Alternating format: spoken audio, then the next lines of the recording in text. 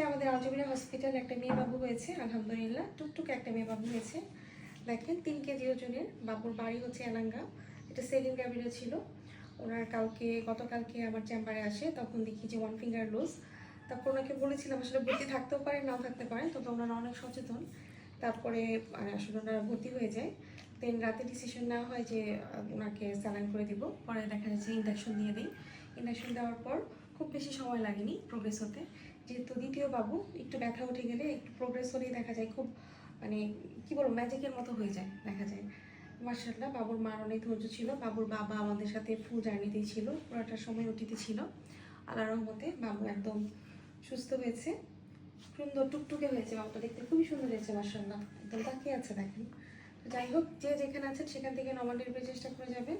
আর আমাদের আলজমিরা হসপিটালের জন্য দোয়া করবেন। আর ধৈর্য ধরলেই দেখবেন যে নর্মাল ডেলিভারি হয়ে যাচ্ছে।